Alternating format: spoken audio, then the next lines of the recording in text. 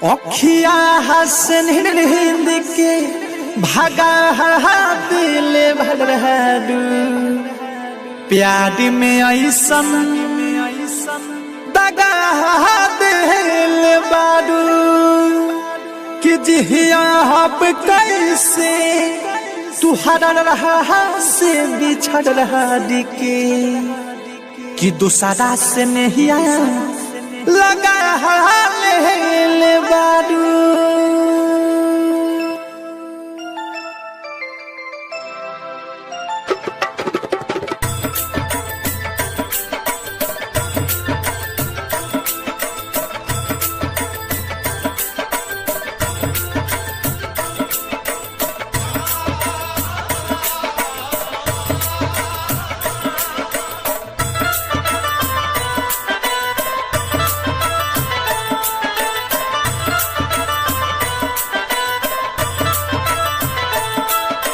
देख के दर्दिया दवाई हमार चल गइलू, देख के दर्दिया दवाई हमार चल गइलू।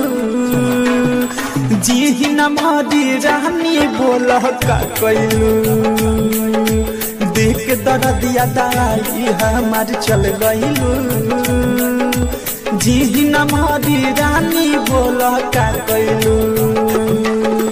प्यार में वादे तू कइलू नाजुक मर दिल पर, प्यार में वादे तू कइलू नाजुक मर दिल पर।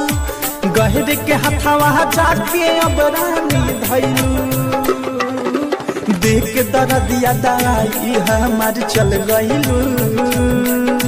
जी न मारी रानी बोल का कइलू। वो तो अपना दर्द रो रो कर सुनाते रहे, हमारी तन्हाइयों से भी आग चुराते रहे। हमें ही मिल गया खिताब ए बेवफा, क्योंकि हम हर दर्द मुस्कुरा कर छुपाते रहे। भूल न पाई तुहर सूरतिया याद आवेलू, रतिया के सपना में चूरी तू खनकावेलू। ये जान भूल न पाई तुहर सूरतिया याद आवेलू, रतिया के सपना में चूरी तू खनकावेलू। दिहल निशानी देख के हमार जियत तू हो खबू, पानी के बदले आंसू बहा के पियत तू हो खबू। मुश्किल रहे तकदीरिया काहे खइलू, मुश्किल रहे तकदीरिया काहे खइलू। जी न मारी रानी बोल का कइलू, देख के दर्दिया दवाई हमार चल गइलू।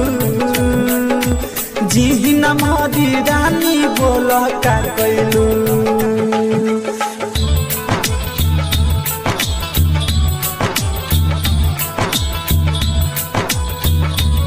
मेरे इस दर्द की वजह भी वो है, और मेरे दर्द की दवा भी तो वो है।